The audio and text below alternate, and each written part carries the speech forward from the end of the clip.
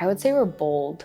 We take things head on and we fight injustice and we stand up for each other, you know? Now I will say every generation has its flaws, and I would say ours is definitely social media and the constant on our phones scrolling, TikTok, Instagram, all of it. But also we've been using that to our advantage as well. It's an election year, and the people that run your state are shaking in their boots. I'm gonna show you how I research my candidates. You have a chance to participate in 2 major climate movements this summer.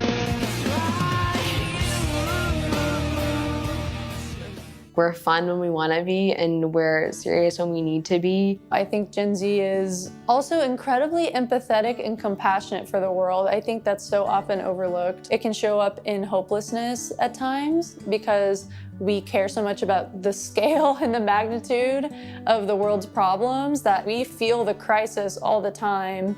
And now with social media and the internet, we don't feel alone. We see it's not just me, but a pattern of behavior that's happening across this entire country. I think that's very powerful. The activists that we see in our community, especially within my age group, they know what they're talking about, and they're people that have lived through those experiences.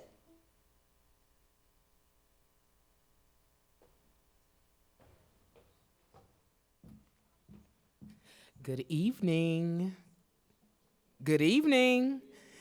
Hi, how's everybody doing this evening? It's great to see you. My name is Denisha Snell. I'm the Director of Programs for American Public Square at Jewel. Welcome to Community Conversations, presented by the Kansas City Media Collective.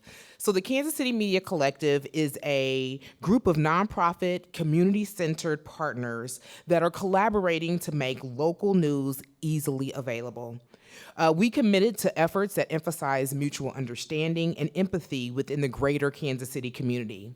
We are working towards a day when people have access to trusted news and communities benefit through greater civic engagement. The Kansas City Media Collective includes American Public Square, Flatland, the Kansas City Beacon, KCUR 89.3, Startland News, Missouri Business Alert, and Kansas City PBS. The goal of tonight's event is to engage community members in a civil, balanced conversation exploring the politics of our newest generation of voters, Generation Z. What's so exciting for me tonight is that this is going to be the first time that many Generation Z voters are going to get a chance to vote. And so everybody that you see up here tonight, not me, but everybody else is a member of Generation Z. And so that makes me really excited because these young people are, they represent a variety of ideas, of thoughts, and so I'm looking forward to hearing from them this evening. Everyone you see, again, is a member of Generation Z, but I also want to acknowledge that we have another big group of Gen Zers with us tonight down at the University of Missouri School of Journalism. So I want to say hello and welcome to all the students down at MU who are joining us. We are live streaming this program down to them, and they are holding their own event at the same time that we're having ours. So we all get to participate in this thing together down I-70. So if you're attending tonight's program in person and you have a question, we have these cards on your table. If you want to ask a question of our panelists, please write your question here, and our roving reporter for this evening, Ben Shepard, will pick it up. Ben, wave your hand. Ben is a junior at Park Hill South High School. So when we say Gen Z, we mean Gen Z. With that, I will turn it over to our moderator, KCUR Missouri Government and Politics reporter, Salisa Kalako. Salisa? Thank you, Denisha. Hi, everyone. Can everyone hear me all right? Okay, awesome. Well, to everyone who's here in person or watching remotely, thank you for joining us this evening. Today, as Denisha said, we're going to talk about the political power of Gen Z, and generally your Generation Z if you were born the year 1997 and on. I was born in 1996, which means I'm on the cusp of millennial and Gen Z, and I identify with both. Do we have, who here in the crowd is Gen Z? Raise your hand. Awesome. What about millennials? Great. And everyone else who's here, thank you for coming. So we're going to talk today about the relationship between Gen Z and politics. You know, researchers have said that Gen Z is more diverse, more politically engaged than any other generation, and that with their voting power, they could have a really big impact on, you know, coming elections, especially the midterms that are coming up in just 2 weeks. So tonight, we're going to talk about all of that with our all-star Gen Z panel. So first, to my left, we have Nasir Montalvo. Nas is a staff writer for the Kansas City Defender. Their focus is writing a series on Black queer Kansas City histories in collaboration with organizations like the Gay and Lesbian Archives of Mid-America at UMKC. Montalvo is also the current marketing manager for Startland Education, an organization dedicated to radically redesigning the education system through human-centered design. Next to Nas is Komal Preet Kaur. Komal is the founder of I Have an Immigrant, a 501c3 nonprofit organization committed to sharing the stories of the immigrant journey and to providing resources and funds for immigrants to gain a legal pathway to citizenship. Komal is a freshman at the University of Kansas, majoring in political science and minoring in intelligence and national security studies on the pre-law track in the honors program. And then next to Komal, we have Timmy Tassler, a senior at Park Hill South High School. And then next to Timmy, we have Jacob Zink, a fifth-year senior at William Jewell College, majoring in international relations. Jake is also a prior leadership fellow and alumni brother of Lambda Chi Alpha at William Jewell College. Jacob is also a security professional currently contracted with Microsoft. So this is our all-star panel. And we're excited to get started with you guys. All right, so to start us all off, I thought it would be good to ask you guys about your political foundations. So essentially, can you talk about what were some of the major defining events in your life, or maybe just major news events in general that you think shaped the political views that you have today? And we can start with you, Naz. Okay, great. Can everyone hear me okay? Awesome. Alrighty, so yeah, I'm Nas.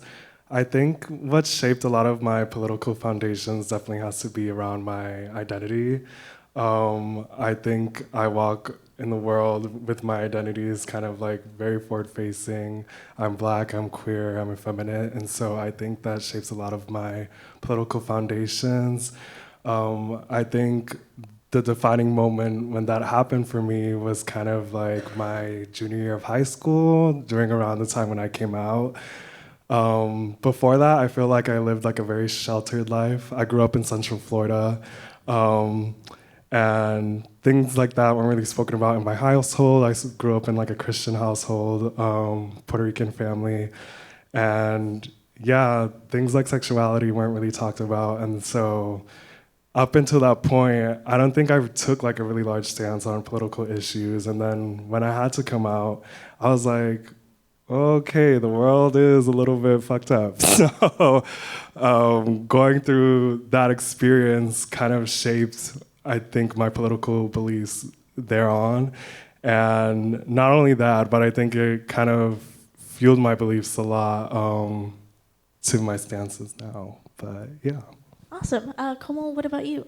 Thank you so much for having me today. Can everyone hear me all right? Awesome. So like you mentioned, I am a daughter of immigrants, first generation, and I was actually born and raised in New York City. So my childhood was very different to a childhood of someone in Johnson County or in this area. My parents are immigrants from a northern state in India called Punjab, which is on the border of Pakistan and India.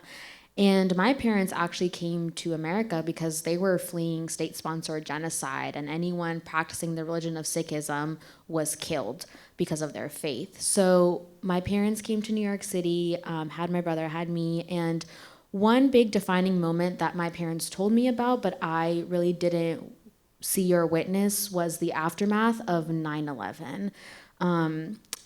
9/11, being in New York City for my parents, was a really big moment. My dad was at 9/11 when it happened, and after that, because of his faith, because of his appearance, because of his turban, because of his beard, he was targeted out in society as a terrorist.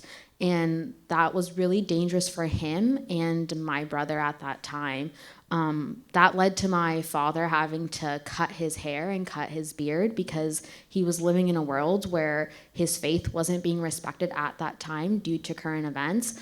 So that was one really big defining moment that my parents told me about, and I was like, well, that's not okay. And then for me, when I was actually living through this experience was when we moved to Olathe, Kansas. I remember the first day, well, I have a Punjabi family, so we're all about food, we're all about big parties, we're all about get-togethers, we're all about family. So my uncle was hosting a kind of welcoming party for my family because we had never lived anywhere besides New York City. And my dad loves cooking, so my dad was cooking, and we were at the grocery store after attending temple that day. We were in our traditional clothing, and somebody came up to, my father and I were speaking in our language, and somebody came up to us and told us that this is America, we speak English in America, and that we weren't allowed to speak Punjabi, and then further than that, told my dad to go back to his country. Which at that time I was very young. I was about 13 years old, and I had never seen this part of the world. It was something that my parents kept me away from because they didn't want me to live that life. But seeing that and seeing my father's very mutual, like no response to it really shocked me. And, we went about our day. But that moment really stuck with me because it was a defining moment in my life that was like, whoa, like my dad is not accepted in this world because of his faith, because of how he looks like. So when that happened, I decided to get more involved in politics, look at the different things going on in the world around us, look at the political events in Punjab when my parents immigrated here, look at what the aftermath of 9/11 meant for other Sikh families in New York City. So yeah. Awesome. What about you, Timmy?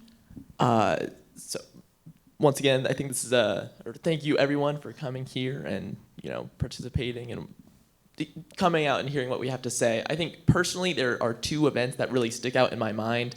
The first one being the 2016 election, the election of Donald Trump. I think having a father that always watched MSNBC when I was growing up, I was kind of put on alert whenever Donald Trump was elected, and just hearing the quote unquote direction our country was going in. It felt like we were living in a hyper polarized era, and I was always seeing these things, whether it be at the bus stop or in the classroom. I was always hearing about politics, whether it be build the wall in art class. It could have been just a very mundane day, and all of a sudden politics would be popping up. And so that's really how I got involved initially. And then secondarily, within high school, it was when I was getting involved in high school debate that I truly started to learn about, the political crises and the injustices that, face the world, whether it be, debating about healthcare for all, or the criminal justice system, or environmental justice. Doing high school debate truly taught me that there are a lot of things wrong with our government, with our economy, with our society, and that I think it's incredibly important that we, at the very least, follow along, and if not, get engaged within politics, whether it be attending a protest, attending a political discussion panel, for that matter. I think those are the two events that really stick out in my mind as to how I got involved and what motivated me to get involved in politics. Awesome. What about you, Jake? For me, it wasn't really one particular event that galvanized me in one direction politically, but throughout when I was younger, either in high school or earlier years in college, the arguments that were being proposed by my peers, I think, were rather specious. I mean, they were attractive on the face, but in reality were either impractical or had a little substance. And I'm like, well, where is this coming from? And because of what Timmy mentioned of the increasing polarization in our country politically, you're dragged into politics whether you like it or not, because someone's going to ask you how you feel on an issue, and if you don't know how to respond, you don't want to be the person who gets their tongue tied a lot. And I was asked to be on this panel to represent a more conservative take on things, and I'm not a Republican. I don't really even categorize myself as a conservative, but maybe right of center. And particularly the issue that's pushed me there is on the freedom of speech and tolerance of ideological opponents. I think it's a particular problem amongst Gen Z to work to silence or violate the freedom of speech of others when they're representing or rather benign political opinions. And there's that amongst other things that I'm sure we'll get into later. Awesome. Well, that's a good place to start, and it leads me to my next question. What issues do you all feel are the most important to people of your generation? You know, the ones that get, Gen Z-ers really galvanized. I think it definitely goes back to what I was saying about identity. I think that with the rise of social media and the internet, and people being like more open with who they are, I think people also want to have more control over that, and also claim their communities loudly, proudly. And so, yeah, I definitely think when it comes to things like race and sexuality and just being able to have like basic human rights, Gen Zers care about that a lot. I also think the environment is definitely a very big issue, especially with social media as well. We're seeing how our Earth is dying in real time, and that freaks us out because where are we going to live when the world dies? So I think that us as a population care about that as well. And I think, honestly, those two go hand in hand as well, because, when people of like low income, typically people of color, Black people, are affected by environmental issues, those are the people who are going to suffer the hardest, suffer the most. And so I think it's things like that that Gen Zers are thinking about and trying to take action about now. I would say anything pertaining to equality and equity, and that's a really broad range, but for me, I've seen identity, immigration, environment, abortion rights, women's rights, all of that being really important topics in Gen Z. I've seen my friends who, I call it social media activism, will see something on social media, read it, and like you mentioned, Jake, not really have much more to say after that. But then also have friends where, they find a topic that they're super passionate about, which I think is super special about Gen Zs. When we find something that we're really passionate about, that's something that we really care about, we will go the extra effort to change that. And for me, it's immigration because of my parents' background and because of where I come from and the generations behind me. So I would definitely say anything pertaining to equity and equality for all in our world.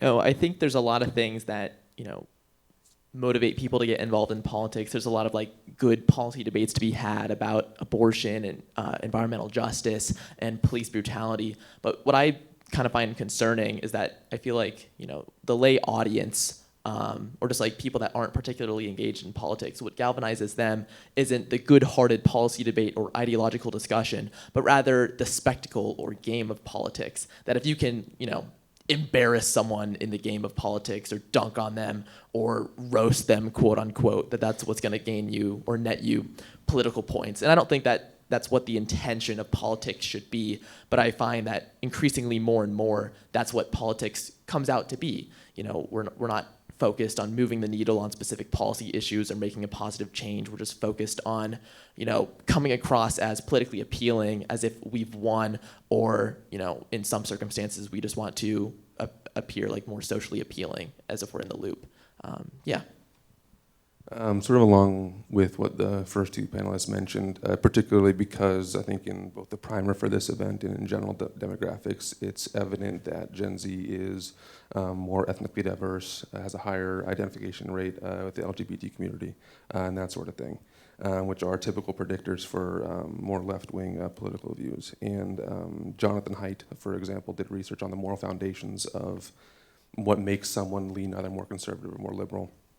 And he found that it was a general rule across, stable across cultures and countries, whether there's language barriers or obviously physical differences, that of the five primary moral foundations, care and fairness were universally ranked very, very highly.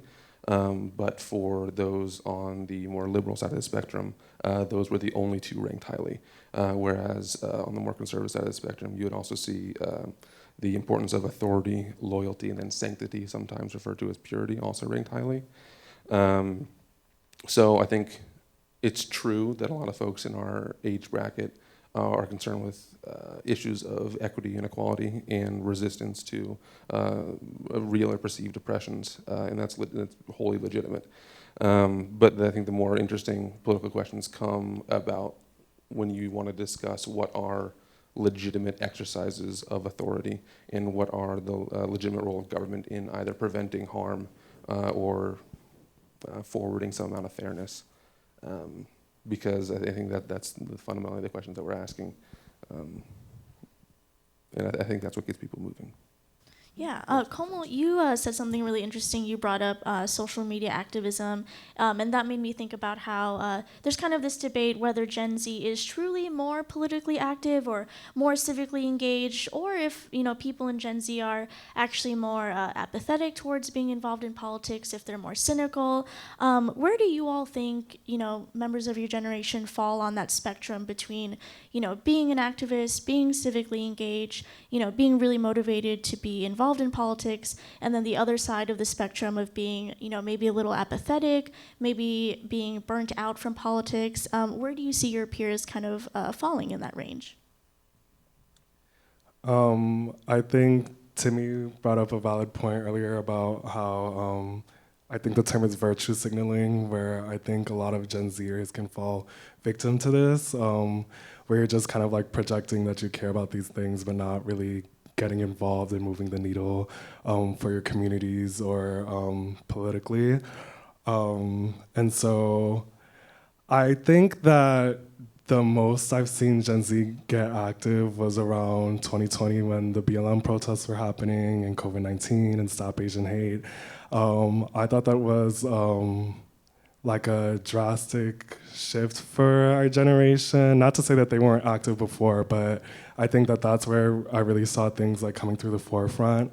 Again, I think there was some virtue signaling of people just like showing up to protest and not doing really anything after that. But I feel like I did see a lot of my peers really committed to helping Black community members, Asian community members, and anyone who was being affected by the pandemic at the time. And I think since those events, my peers have still stayed engaged, but I think that, it's kind of like a double-edged sword, I think that social media has really helped like our generation and informing us on like things going on in our nation and what's happening in our communities, but at the same time, a lot of it can be virtue signaling. I think specifically like with the Black Lives Matter protests, showing up to a protest, but then after that, like how you're disarming police in your city or how you're handling police in your city so that Black folks don't continue dying at the hands of police brutality. And I think those are the tough questions that he mentioned earlier, so yeah. I was really involved with this past primary election, especially in Johnson County, being on a campaign. And one thing that we saw after the election was that voter turnout for our group, our age group, was almost at an all-time high than we've ever seen before, especially in Kansas, because of the abortion amendment and because of Roe v. Wade. And I think our generation has seen a lot of things just throughout the lifespan. I mean, there was 9/11 and there's this COVID pandemic. There's just so many unprecedented things that our generation has lived through. But when you have a whole Supreme Court case overturned, that means a lot to people in this generation. There was voter turnout. And I think a big thing that played a factor in that was the social media activism. So on one hand, a lot of older folks will say, well, these kids are just on social media. They just scroll on TikTok and they scroll on Instagram. And those are the comments that we all typically hear, which to some certainty are true. But when we look at what happened with the primary election, just what I observed, all the reposts, all the shares got people out. It spread information. It it said, when is the deadline to register to vote? When is your deadline to request a mail-in ballot? When is the last day to go vote early in person? It had all that information, and our generation turned up, showed out, and voted and made their voice heard. So on one side, yes, social media can be a downfall where you're constantly just scrolling, but on the other side, when you use it to your advantage, when you use it to spread information, to share information, it becomes a really big resource that other generations have not seen, because we are the first generation that has had media in our life since the day we were born. So being able to reshare that information, reshare information to the greater population, to our social media networks, really enhances the message that we're trying to send. Yeah, I think there's like two big reasons that come to mind whenever I'm thinking about Gen Z's involvement in politics. Obviously, you have a lot of like social events that have just occurred, whether it be the COVID-19 pandemic, the killing of George Floyd, or the overturning of Roe v. Wade. You know, it's all going to motivate people to get involved within politics, specifically Gen Z, as we're becoming like, you know, more diverse. We're going to be caring about these issues more.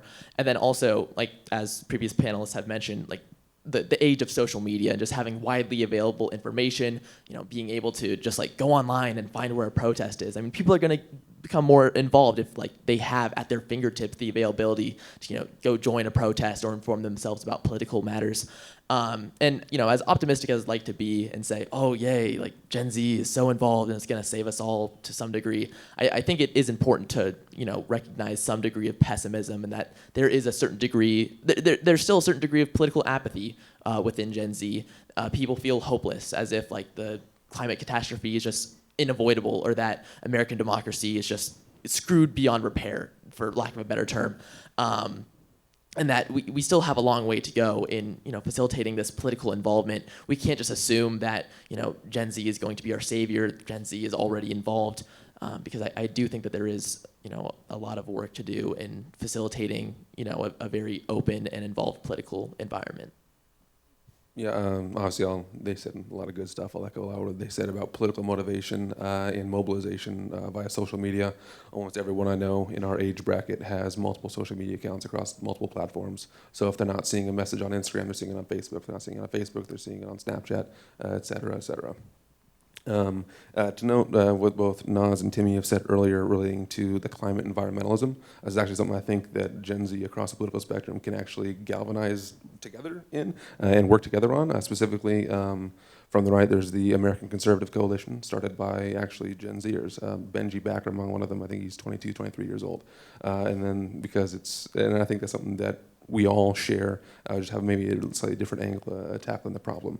But the second half of your question, Salisa, regarding apathy amongst Gen Z, I think is also particularly interesting, because when we were younger, at least I can speak for myself, when I was younger, a lot of discourse I heard from talking heads on the left when you're watching TV was, oh, George Bush is awful, he got us into this war, the left needs to be anti-war.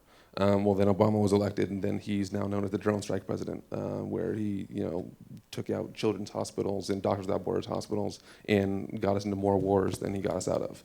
So it seems that was both a conservative Republican and a liberal Democrat, both engaging in war at such a level that was disgusting to people in our age bracket. And I think all that hopelessness comes from the fact that the current political system is so ossified that the political parties seem to be unwilling to change and are effectively corporatist parties who just barely represent varying degrees of the same political ideology. So they don't feel like voting actually makes a difference, because it's, I think it was Ice Cube who said, left wing, right wing, it's the same bird. We're getting the same thing no matter what we vote for. That's really interesting. Let's like pivot just a little bit. I wanted to get a little bit of a vibe check from you guys. How do you think our current administration and our current Congress is doing? We're halfway through Joe Biden's presidency. There's a midterm election coming up that could, you know, drastically reshape the House of Representatives and the Senate. Just from your guys' perspectives as Gen Zers, how do you think things are going? On the policy side, I can hit that one off, I guess.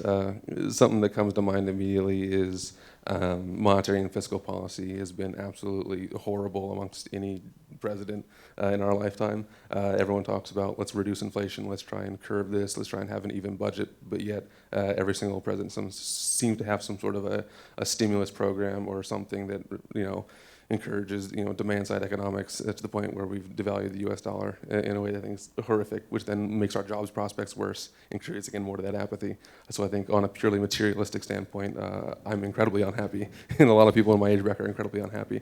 And then responses to protests under Donald Trump were horrible. Responses to protests under Joe Biden were horrible. Now, what issues were being protested are obviously wildly different there, being those on the side of social justice or those against mask or vaccine mandates. But the increasing authoritarian and corporatist bent of the state, I think, is really, really poor, and I think pushes people in our age bracket out of wanting to engage. I was just gonna say, I feel like what makes things worse, I think about our current government right now, is that I think Biden and Harris ran a lot of campaign promises, as all candidates do. And we're gonna keep bringing up social media, but I think social media checks them all the time. Every time they don't accomplish something, or they bring up a promise that they didn't fulfill. Kind of like with the debt relief right now, how it's only $10,000 or $20,000 if you're a Pell Grant recipient, even though Biden promised that he was going to cancel all of it or whatever it may be. And that pisses people off when you don't fulfill your promise. And I think that also informs a lot of how people feel about the current administration right now. I saw a lot with local government, and especially in 2021, 2022, and how local government makes such a direct impact on all of our lives, more than the national government, more than the state government. And as a generation, we focus so much on the state and the national, which are, again, very important, but these local elections of your school board, your city council members, your county commissioners are very, very important. And so with the current political climate, it's very concerning to see this partisanship and this polarization trickle down into local elections that shouldn't be partisan and that shouldn't be polarized, especially with school board elections and with city council elections and with county commissioner elections in Johnson County itself. People are saying, yes, I'm a Democrat, yes, I'm a Republican. But when you go and vote, it doesn't say if you're a Democrat or a Republican. It just says your name and you choose a person, which is how it's supposed to be because it's not supposed to be polarized. But when you're running on these platforms where it is so polarized, it is concerning as to see where our world is going with this left wing, right wing, and all this back and forth. And with the state and national election and the midterms coming up, it is concerning.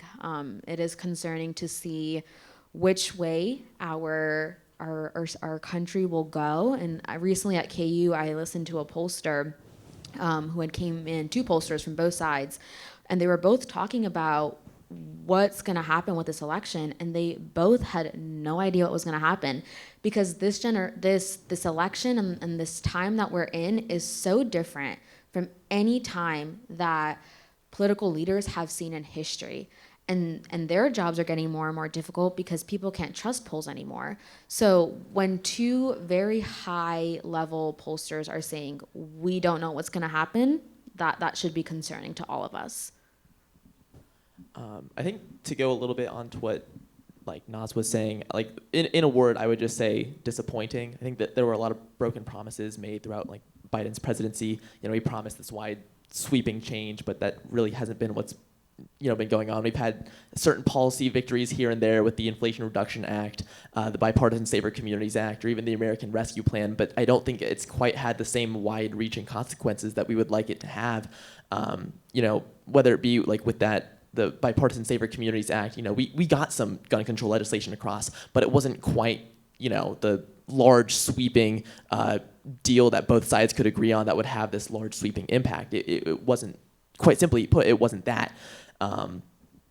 And I don't know particularly what to say. I think, coming into the 2024 or 2022 midterms that I'm not sure Biden's going to have a whole lot more political sway or political power to do anything more. And I don't think that there's going to be a particularly productive political atmosphere. I'm not sure we're going to be able to, move the needle any further than we already have.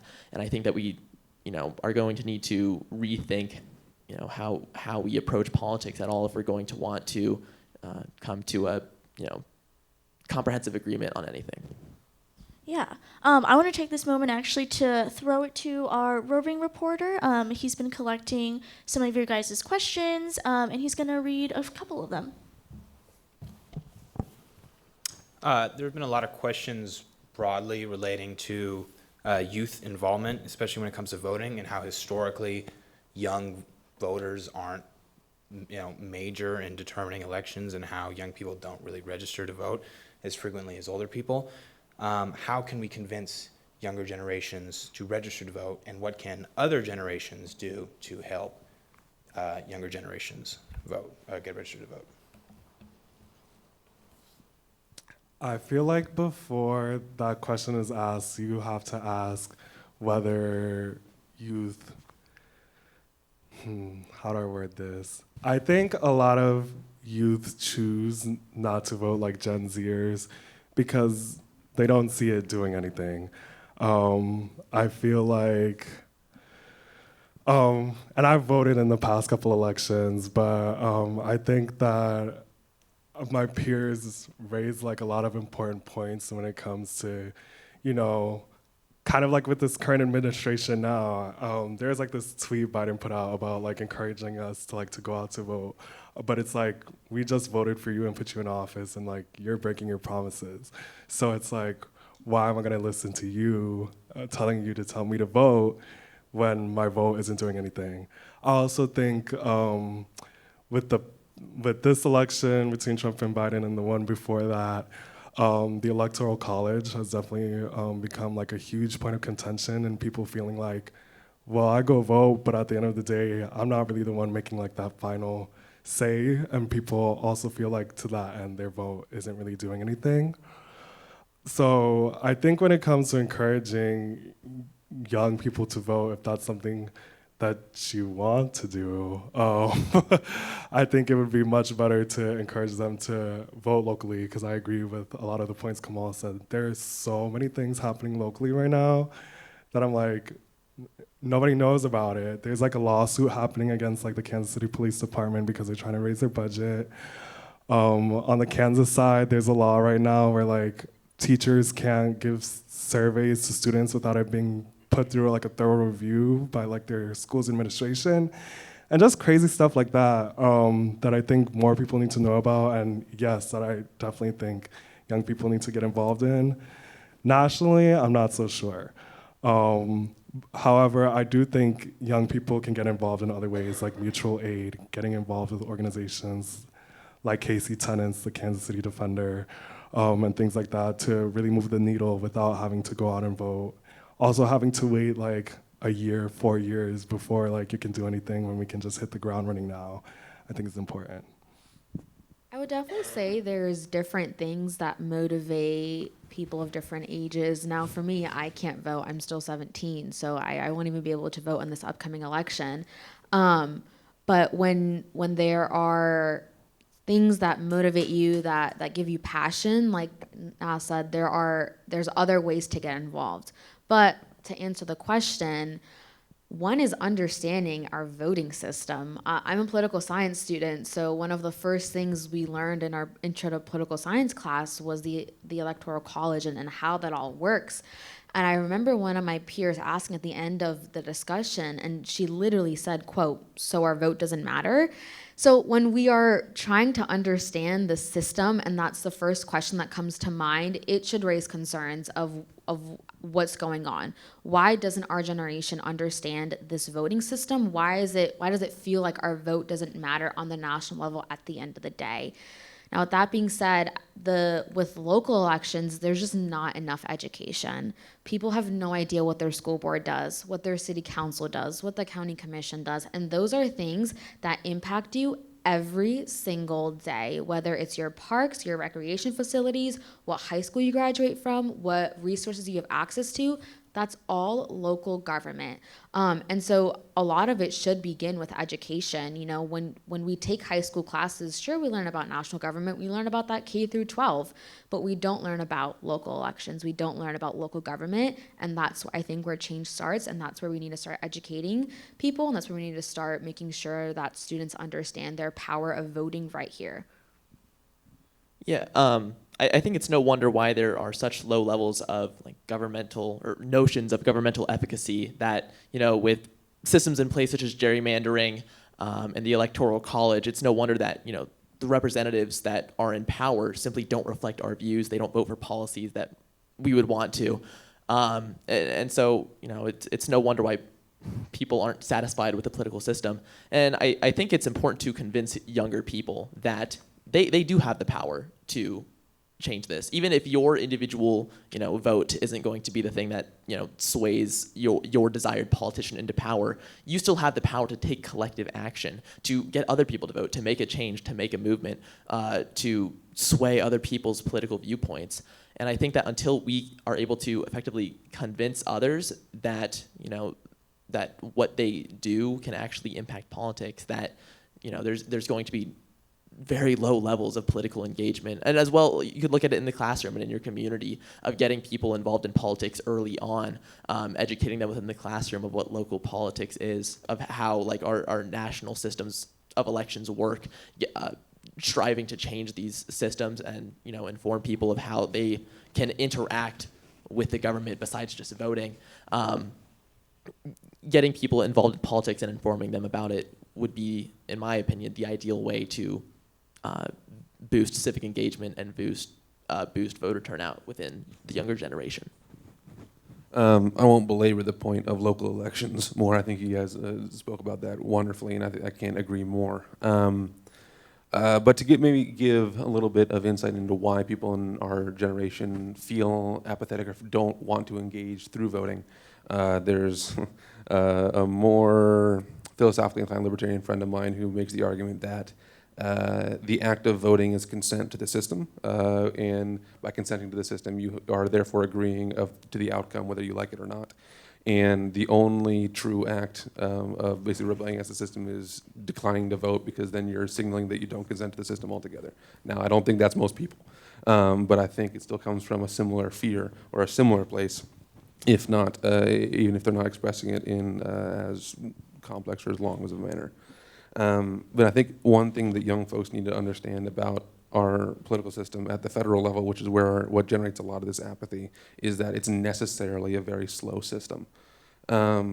We have, you know, bicameral legislature. We have 3 branches of government that engage checks and balances for a reason. It's that way you can't have one single person or a simple majority run roughshod over everyone else and really overstep or shoot far for appropriate policy. So effective and durable change takes a long time, and it will sometimes be 1 to 3 election cycles before you see that change really be cemented in our political process.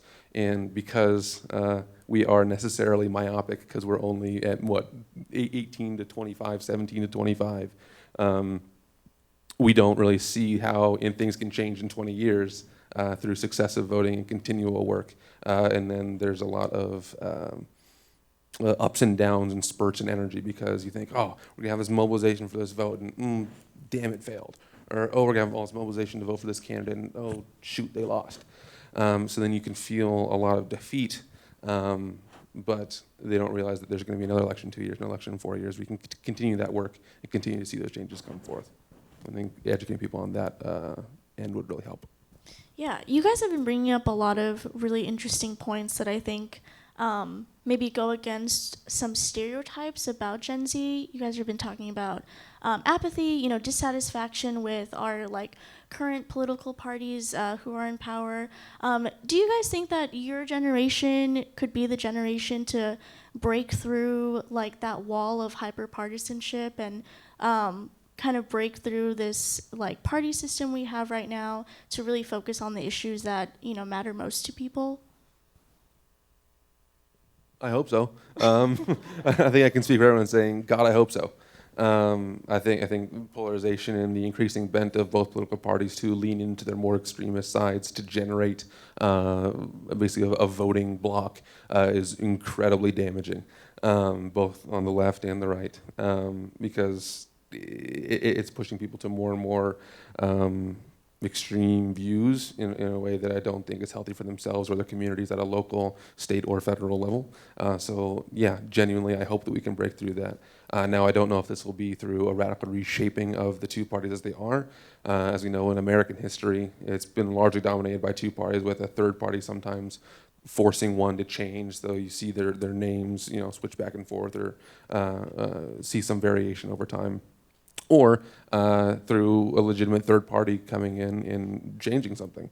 Now, again, with the system that is currently in place, and the fact that the Republican and Democratic conventions can effectively shut out a third party from being involved in any of the major televised debates, for example, I don't see that happening. So there needs to be some sort of change in infrastructure and the way that we interface with politicians for there to be a change if it's on the side of a third party. But some injection of a new political philosophy or a third party to shake things up, I think, is necessary, and I hope that our age block can do that. Yeah, my answer to that would be, I guess, probably not. I think as far as time can tell, every generation has always wanted to be, the one that can truly make a change or, bridge the political gap. But the way I see our country headed, I don't think it's likely. I think that given our current political climate, I don't see many factors that would lead me to believe that we're going to be able to, reconcile these differences.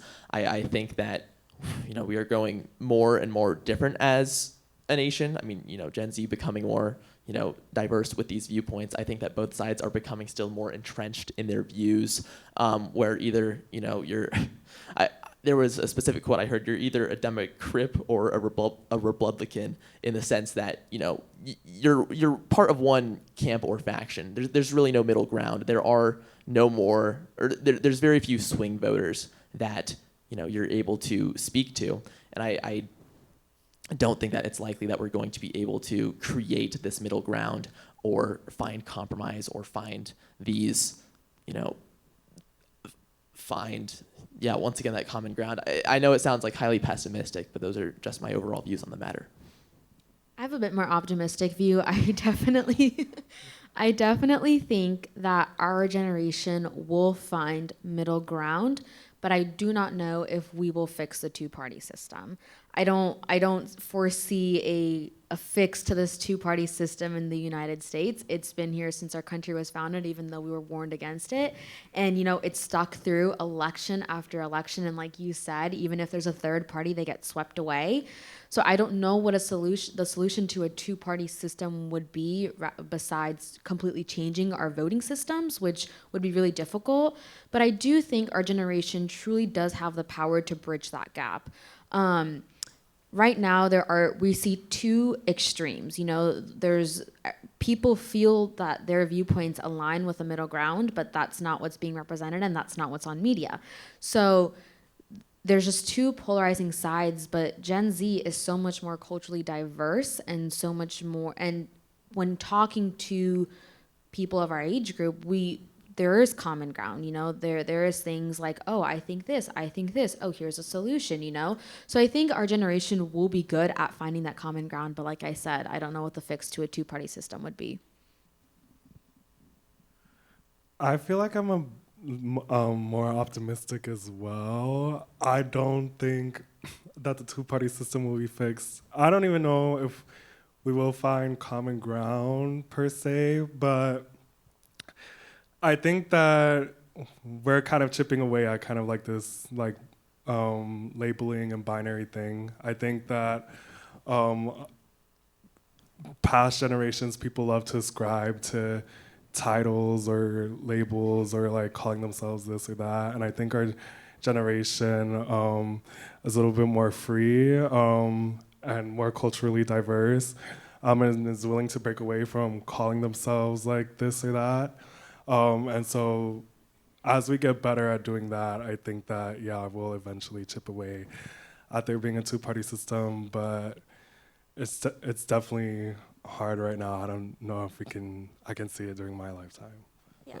On a practical side, sort of to respond to what you're saying about overhauling our voting system, I think it was a state in the Northeast, Vermont comes to mind, but I can't confirm that, actually did vote through our current system to switch to ranked choice voting. Yeah, That was me. And I think that it's a really interesting thing that both mathematicians and political science are researching, that it produces more favorable outcomes on average. And I think that's a really practical way that doesn't look to revolutionarily overhaul the system, that a lot of people can get on board with, that might help.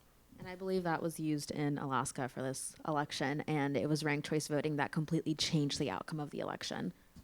I believe Maine is the state that you're thinking of that implemented ranked choice voting very recently. I wanted to throw it to our roving reporter one last time to kind of gather the audience's thoughts and throw a question to our panel. So first of all, we have a fact check. Kansas House Bill number 2513, which required schools to provide copies of test questions and surveys on prohibiting the collection of ID data, died in committee on May the 23rd of this year. And for a question, this regards political polarization. Do you, members of the panel, feel like you completely identify with liberal or conservative parties? And if not, in your opinion, has the middle ground of Generation Z completely disappeared politically? Great question. I can go. I would personally say I do not identify with one party over the other. There are certain things that I think I like from one party and certain things I don't like from the other. So I think, and that is very broad. Like, that is very common within our generation. We're like, oh, we agree with that, but we don't agree with that. So I don't affiliate myself with either party. I don't affiliate myself with a party either. And it's not because I think I agree with you, like Democratic beliefs or Republican beliefs. I think it goes back to what you were saying about like them being two wings of the same bird. And so I just think that there's like no point in trying to ascribe to one of the parties, because either way, I feel like they're going to let me down in what I really want to see change. And I think it's better to just go about that through mutual aid organizations or doing that locally instead of trying to work through a party and their kind of rigid beliefs. I think I said this when I was introducing myself. I feel politically homeless, incredibly politically homeless. And part of that comes down to polarization and the rise in extremist thinking on both sides of the political spectrum. And I think on a personal level, like when we're talking 1-to-1, 2-to-2, and in small groups, I think a middle ground exists a vast majority of the time.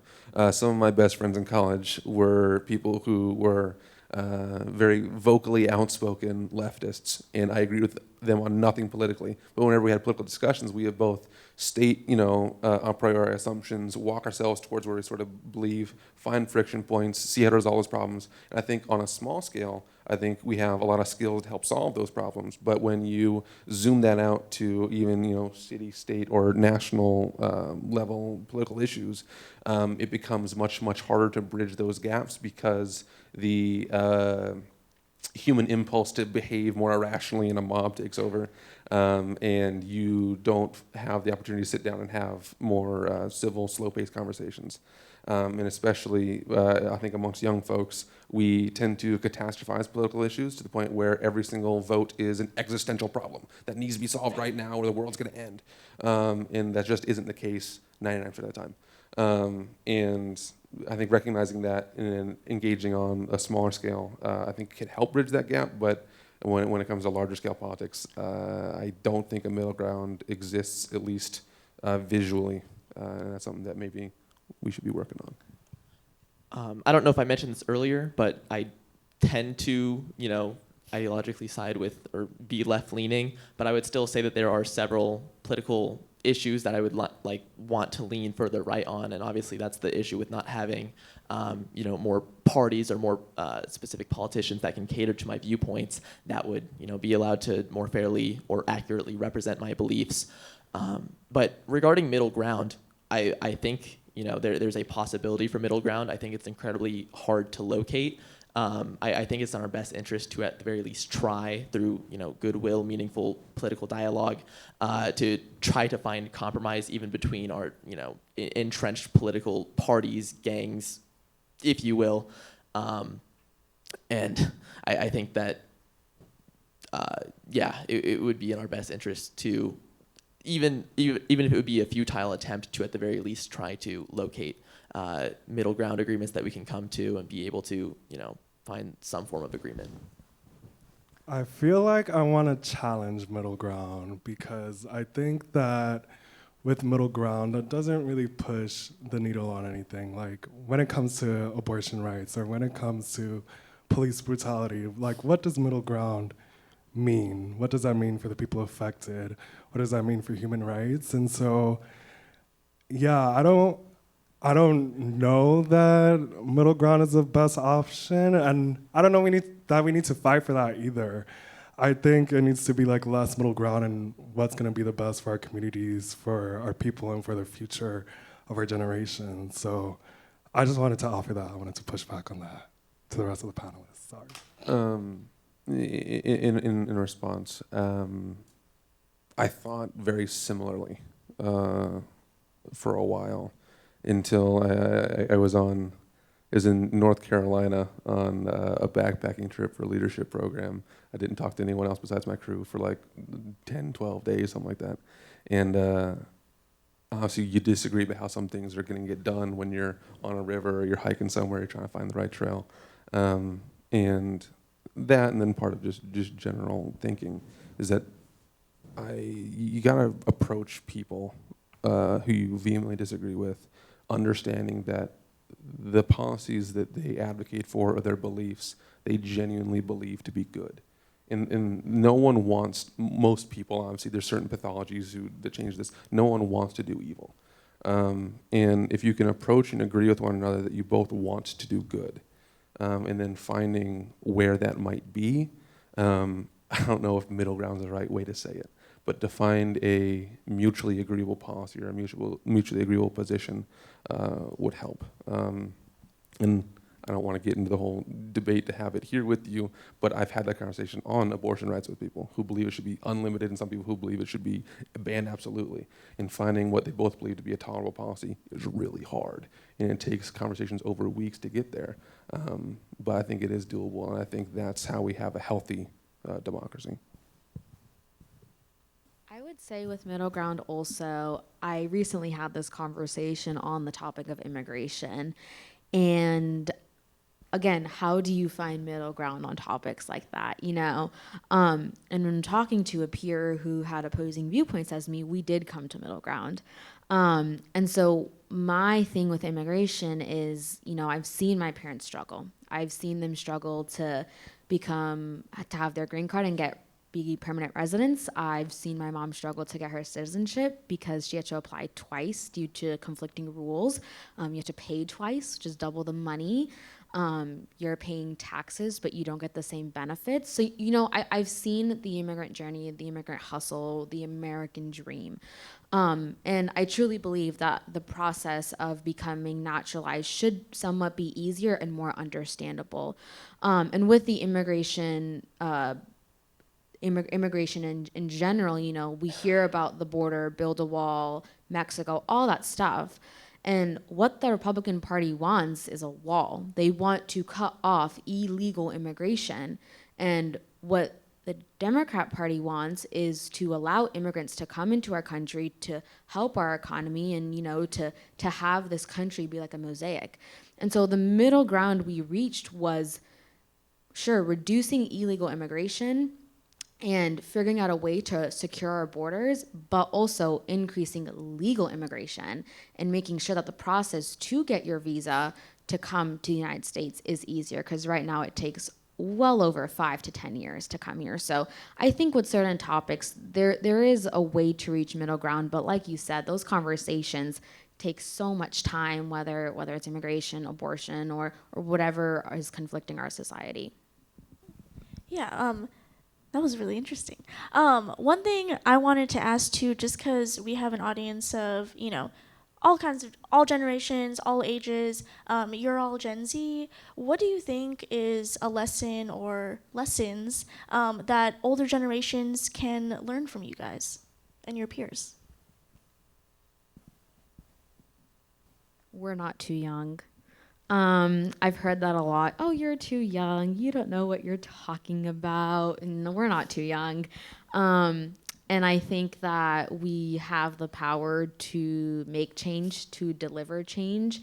And I think it's seen right here in Kansas City with local movements that are powered through Gen Z. That leadership is Gen Z, advocates are Gen Z, whether it's the Sunrise Movement, Casey Tenets, I'm an Immigrant, whatever you're involved with. I think our generation really pushes through and really powers movements. And I would say we're not too young. Never.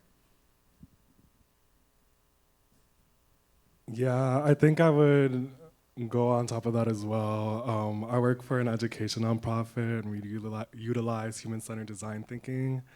And I've seen, like 13-year-olds come up with these like brilliant solutions that 50, 60-year-olds in the room are like shocked by, would never have thought of. And so I agree. I don't think that age equates to wisdom at all, and we need to give youth more agency in deciding their own futures. Sorry, can you repeat the question? Yeah, I guess what lessons do you think older generations can learn from Generation Z? Yeah, I think another lesson, picking up kind of like the middle ground thing, is I think it's important to, as you are surrounded by youth or like raising your own youth or however you engage with youth, to have conversations with them and treat them like, human beings. Like, you don't have to be in the teaching role all the time, in the mentor role all the time. It can also be a give and take relationship. Allow youth to teach you something. Allow youth to take their agency. Allow youth to show you their upbringing and who they are. And that way we can reach mutual understanding. I think that's where I think middle ground is important and coming into play. And yeah. I guess my advice would be don't put so much of an emphasis on age. And I this definitely applies both ways. Don't assume that, Gen Z are a bunch of young whippersnappers that don't know anything, and don't assume that, boomers are these technologically illiterate individuals.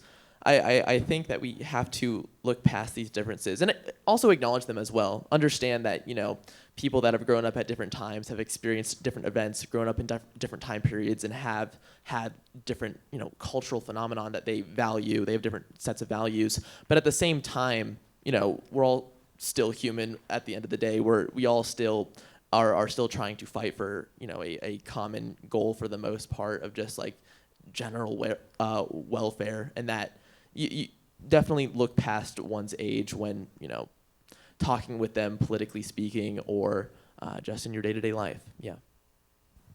To comment on the age question, this goes all the way back in American political history. The revolutionaries were, I think, overwhelmingly between the ages of 18 and 25. So Thomas Jefferson, at the time of the American Revolution, I don't think was older than 30, right? But he was writing these profound texts that have shaped American policy for over 200 years. And we still see those things as intellectually rigorous and important for how we conduct our daily lives. So I think that's a valid lesson.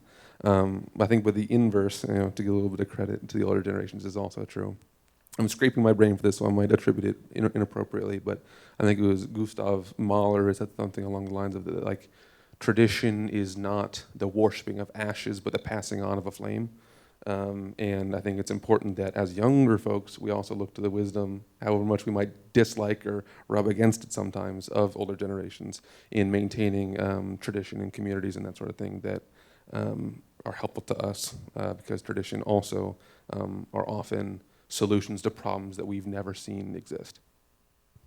Yeah. So this is my last question, and this is a question that is asked at every American public square program. It's quite open-ended, so take it how you wish, interpret it how you will.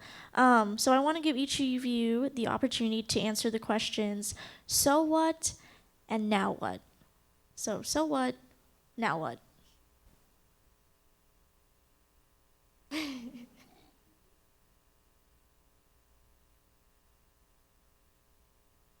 I prepared a little bit of this because I've been to a few APS events before. Thanks to actually my high school civics teacher who's here tonight. But so what? That's the harder one. So I'll just see if I can piece through it first. So what? So what? Gen Z cares about politics. So what? Gen Z maybe disagrees with you on a lot of stuff. So what? Gen Z participates mostly through social media. So what? Gen Z cares about problems of equity and inclusion more than perhaps tax policy, right? Which is very, very stodgy and maybe colder, and maybe is more concerned when you're considering your 401k and your retirement. I'm not meaning that disrespectfully, of course. So what? Meet people where they are, I guess, and try and get them where you think they need to be. If you approach someone with the destination in mind, you're not going to be able to drag them along the path. But if you find them, at the signpost and say, "Hey, I've walked this road before.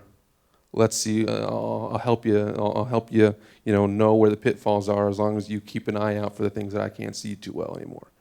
And it's an extended analogy, sort of what I was touching on in the previous question, is that intergenerational cooperation, I think, will produce more sound solutions than either Gen Z movements taking fire on social media and producing certain electoral outcomes, or the instantiated political structures as they are merely being like walking shibboleths that just continue stumbling forward. Now what, I guess? I said this quote to Timmy while we were talking before the event that someone told me my freshman year of college is from Carl Sagan. And it's in all our searching and all this mess, the only thing we found that makes life bearable is each other. And that really moved me because it was from someone that, again, I disagreed with politically on a lot of things. And this person's now a wonderful composer working. He just, I think, had a couple pieces in Cardinalis, and they did a thing with Casey Aerial Arts a few days ago. Brilliant, brilliant guy, and it really moved me. And then on top of that, as part of the prior program that I was introduced with, our lead advisor referenced Stephen Covey's 7 Habits quite often. In the 5th one, seek first to understand and then to be understood. I think that, combined with the Carl Sagan quote, represent two fundamental shifts in how I've approached my interpersonal relationships. And I think this is both effective for people in our age bracket and people older who might try to bridge that divide and help generate activity. Is that if you seek first to understand and then to be understood, you're going to establish a relationship of mutual respect in a way where you're going to find cooperation and an ability to agree and discuss things that if you don't establish that at the beginning, you won't be able to have. In 2 words, be kind. I would say, so what? You've heard from this panel. You spent your evening with us, and you heard all about Gen Z and all the things that we're doing and what we think, and now what? Through Eye of an Immigrant, I learned very quickly the power of storytelling.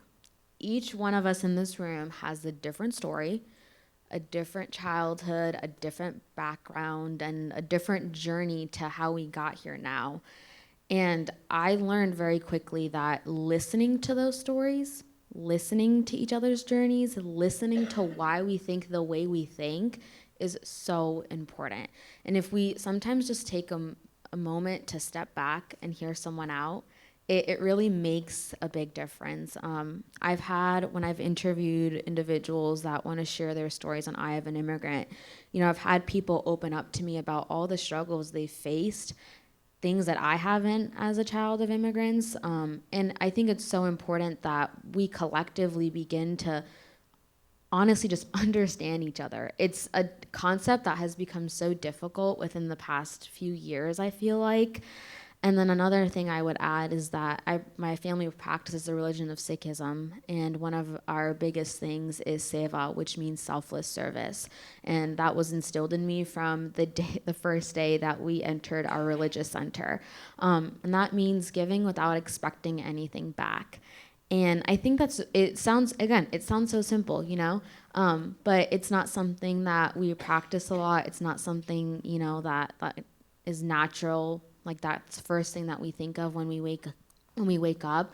So I think it's really important to take moments to fill the people around you, to fill their buckets, because in turn that'll fill your bucket.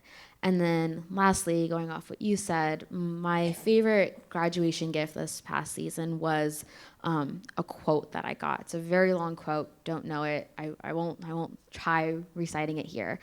But the gist of it was be kind. Be kinder than them. Be kinder than the people around you. So just be kind, listen to those stories, and give without expecting anything back. I think so. Gen Z is polarized, talks a lot, has a lot of opinions, and posts them all on TikTok. Now I think it's time to put that into practice.